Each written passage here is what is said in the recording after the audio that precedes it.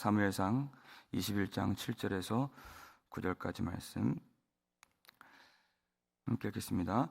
그날에 사울의 신하 한 사람이 여호와 앞에 머물러 있었는데 그는 도액이라 이름하는 에돔 사람이요 사울의 목자장이었더라. 다윗이 아히멜렉에게 이르되 여기 당신의 수중에 창이나 칼이 없나이까? 왕의 일이 급함으로 내가 내 칼과 무기를 가지지 못하였나이다 하니 제사장이 이르되 내가 엘라 골짜기에서 죽인 블레셋 사람 골리앗의 칼이 보자기에 쌓여 에봇 뒤에 있으니 내가 그것을 가지려거든 가지라. 여기는 그것밖에 다른 것이 없느니라 하는지라. 다윗이 이르되 그 같은 것이 또 없나니 내게 주소서 하더라. 아멘. 할렐루야. 반갑습니다. 사랑하는 여러분, 오늘도 하나님께서 우리와 함께 하심을 예배 가운데 분명하게 깨닫고 하나님의 은혜를 기억하고 우리에게 주실 영광스러운 승리를 기대하는 그런 은혜가 있기를 주의 이름으로 축원합니다. 다윗이 제사장 아히멜렉에게 떡을 좀 달라 했습니다. 그랬더니 거룩한 떡밖에 없다. 이 거룩한 떡은 성소 안에서 하나님을 섬기는 제사장들만 먹을 수 있는 떡이라는 뜻입니다. 그런데 이 거룩한 떡을 다윗과 그와 함께하는 소년들에게 여자들만 가까이 하지 아니하였다면 주리라 하는 것입니다.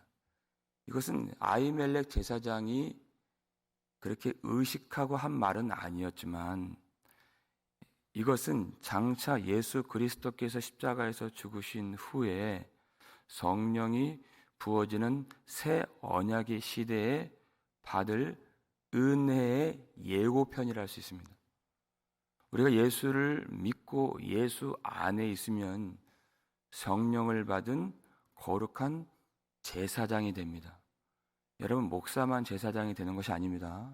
그것은 잘못된 생각입니다. 우리 모두가 다 하나님 앞에 제사장이 됩니다. 그리고 우리가 어디를 가든지 거기가 거룩한 성전입니다. 그리고 언제나 우리는 하나님 만날 수 있고 언제나 우리는 하나님을 섬길 수 있는 것입니다. 우리가 성령 안에서 산다는 것이 이렇게 너무나도 놀라운 것입니다. 그래서 그때로서는 미래의 일이지만 우리가 받은 성령 안에서 하나님을 날마다 바라보고 또 그 이름을 부르며 하나님의 임재 가운데 살 수 있는 거룩한 제사장이 받을 수 있는 그런 은혜를 말하는 것입니다. 여러분, 이 은혜가 있어야 하나님을 섬길 수 있고 은혜가 있어야 하나님께서 우리에게 명하신 믿음의 선한 싸움을 싸울 수 있는 것입니다. 그런데 그 은혜를 어디에 받을 수 있는가? 어떻게 누가 그 은혜를 받을 수 있는가? 그러니까 다윗이 이 거룩한 떡을 받을 때 그들의 그릇이 성결하지 아니하였나이까? 그래요. 그러니까 여자를 3일 동안 가까이 하지 아니한 그 몸을 그릇이라 표현했습니다. 다윗이. 누가 그 거룩한 떡과 은혜를 받을 수 있는가? 성결한 자들이 받을 수 있다는 것입니다. 성결한 자가 은혜를 받을 수 있는 그릇이 된다. 성경에는 그 사람의 신앙과 성품과 그 사람의 그 본질 자체를 그릇이라 표현할 때가 많이 있습니다. 디모데후서 2장 21절을 보게 되면 읽겠습니다. 그러므로 누구든지 이런 것에서 자기를 깨끗하게 하면 귀히 쓰는 그릇이 되어 거룩하고 주인의 쓰심에 합당하며 모든 선한 일에 준비함이 되리라. 아멘. 디모데후서 2장 20절을 보게 되면 우리 주인께서 귀 쓰는 그릇도 있고 천이 쓰는 그릇이 있다 그랬습니다. 모든 사람들을 똑같이 쓰지는 아니하신다 그랬습니다. 하나님이 더 자주 그 손이 가시는 그런 사람이 있는데 누구인가? 자기를 깨끗하게 하면 귀 쓰는 그릇이 돼요 그랬습니다. 자기를 깨끗하게 하는 것. 그 그릇을, 그 몸을, 그 성품을, 그 마음을 청결하게 하면 하나님께서 하늘로부터 은혜를 주시고 필요한 능력을 주시고 신령한 복을 주시고 하늘의 지혜를 주신다는 것입니다. 이 일은 하나님의 일이기 때문에 하나님의 능력으로만 하나님이 이루십니다. 우리의 능력이 아닙니다. 우리가 다만 하나님 앞에 살아갈 때 우리가 드릴 수 있는 것은 우리의 성결한 인생, 거룩하게 주님 앞에 나아가는 것 외에는 하나님 앞에 쓰임받을 수 있는 길이 없다는 것입니다. 사도 바울이 고린도전서 6장 20절에서 너희 몸은 너희가 하나님께로부터 받은 바 너희 가운데 계신 성령의 전인 줄 알지 못하느냐.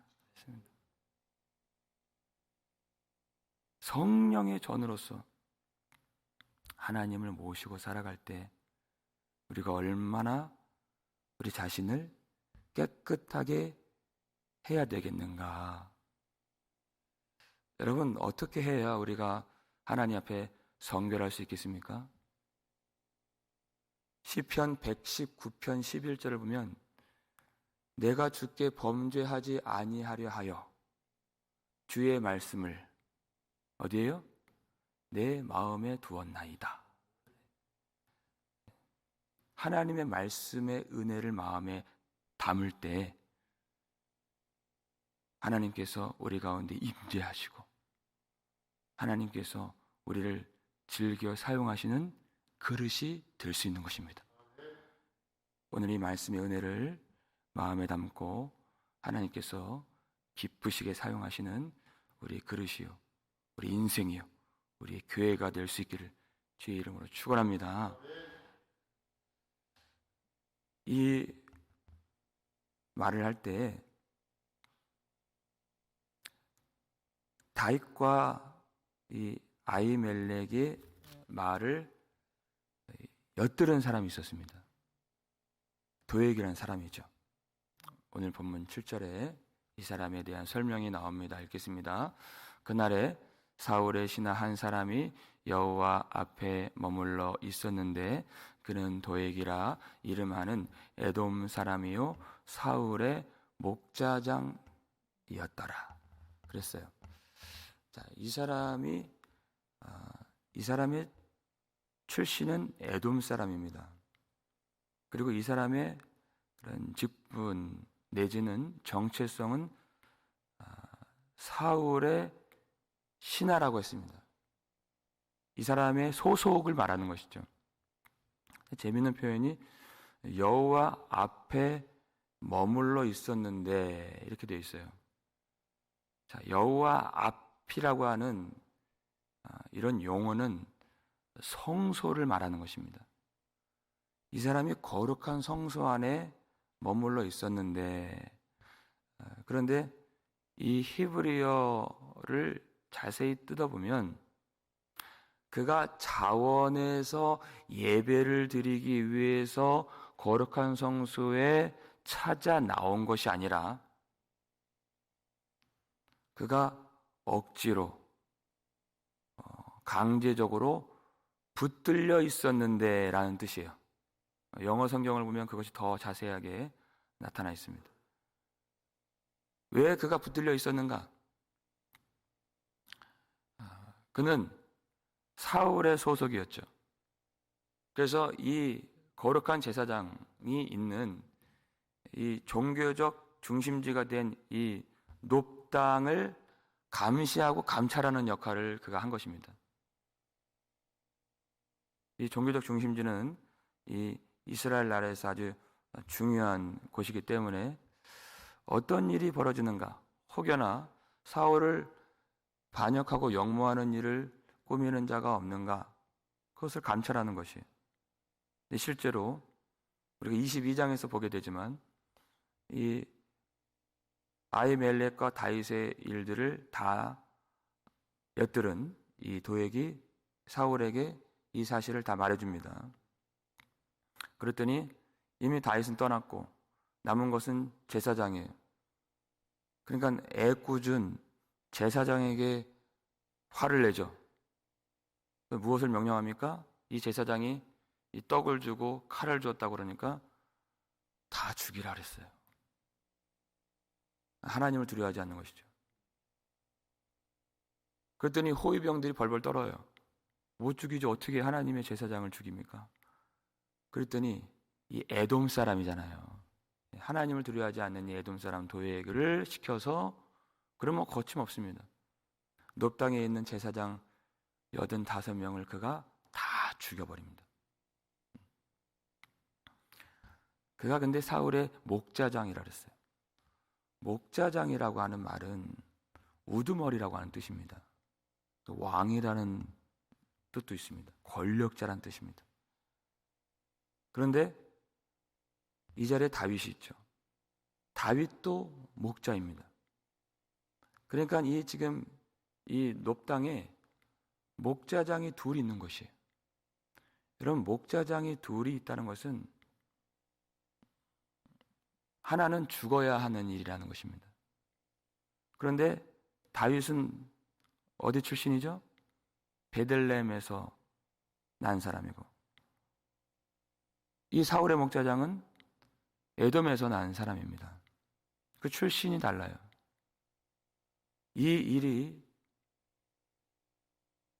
역사 속에서 확실히 다시 재현되는 일이 있죠. 우리를 구원하시는 우리의 목자장 되시는 예수 그리스도께서 베들레헴에서 나시고, 예수님이 나셨을 때에는 지금 초라한 도망자의 모습인 다윗처럼 예수님이 아주 작은 자로 오셨습니다. 아기 예수로 오셨습니다. 다윗에게 기름을 부을 때 막내라 그랬죠. 카탄이라고 하는 단어가 작은 자란 뜻이에요. 우리 주님도 아기의 모습으로 작은 자로 오셨습니다. 그런데 그때 보이는 왕이 누구였습니까? 헤롯이었죠. 그가 에돔 사람입니다. 하나님이 세우신 왕이 나셨고 보이는 세상에 왕이 있습니다. 둘 다 목자장이에요. 하나는 하늘의 왕이요, 또 다른 하나는 땅의 왕이요. 하나는 베들레헴에서 났고 하나는 에돔에서 났습니다. 어떻게 하겠습니까? 땅의 왕이 하늘의 왕을 죽이는 것입니다. 그래서 하나님의 아들이신 예수님을 죽이려다가 어떤 일이 벌어졌죠? 베들레헴에서 난, 그리고 2살 아래의 아기를 다 죽여버린 것이에요. 그러나 하나님이 보내신 그 아들은 죽이지 못했다는 것입니다. 그런 안타까운 사건을 애통하고, 그리고 하나님이 주신 소망을 갖도록 하는 그 시편이 시편 52편이에요. 도액에 대한 사건입니다. 도액 사건에 대한 시입니다. 그 1절에 이렇게 나와 있어요. 읽겠습니다. 포악한 자여, 내가 어찌하여 악한 계획을 스스로 자랑하는가? 하나님의 인자하심은 항상 있도다. 여러분, 이 말씀 기억하세요? 이 세상에 악한 자는 항상 있습니다. 땅의 왕이 있습니다. 사울의 목자장이 있습니다. 에돔에서 난 자가 있습니다. 땅의 왕은 항상 하늘의 왕을 대적하고 죽이려고 합니다. 그렇게 하려다가 제사장을 죽이고, 예수님과 비슷하게 생긴 모양의 아이들을 죽이고, 교회를 핍박합니다. 그러나 우리가 기억해야 될 것은 하나님의 인자하심은 항상 있도다 그랬습니다. 하나님의 세우신 왕은 결코 죽일 수 없다는 것입니다. 그 악한 계획보다 하나님의 계획이 항상 이긴다는 사실을 믿으시길 바랍니다. 하나님의 은혜가 우리 가운데 있습니다. 우리가 그 은혜를 기억하며 사는 것입니다. 그 도액이 듣고 있는 가운데에서, 나중에 말씀 보면 다윗은 도액이 듣고 있다는 사실도 알았어요. 그래서 조금이나마 아히멜렉을 보호해 주려고 일전에 거짓말을 했던 것입니다. 그리고 또 이번에는 이 제사장에게 떡이 아닌 다른 것을 구하죠. 8절 말씀 읽겠습니다. 다윗이 아히멜렉에게 이르되 여기 당신의 수중에 창이나 칼이 없나이까? 왕의 일이 급함으로 내가 내 칼과 무기를 가지지 못하였나이다 하니. 다윗이 성소에서 제사장에게 칼을 구하고 있는 것입니다. 이상하죠. 그것도 자기가 아무리 비밀 작전을 명령받아 수행한다고 해서 칼도 못 챙기고 왔다. 군인이 전쟁터에서 총을 챙기지 못했다. 참 무슨 일이죠. 근데 칼이 없다 하는 것이. 근데 칼이 없는데 제사장에게 칼을 찾아요. 참 희한한 일입니다. 근데 그 내막이 있고 내용이 있습니다. 9절 말씀 보시면 읽겠습니다. 제사장이 이르되 내가 엘라 골짜기에서 죽인 블레셋 사람 골리앗의 칼이 보자기에 쌓여 에봇 뒤에 있으니 내가 그것을 가지려거든 가지라. 여기는 그것밖에 다른 것이 없느니라 하는지라.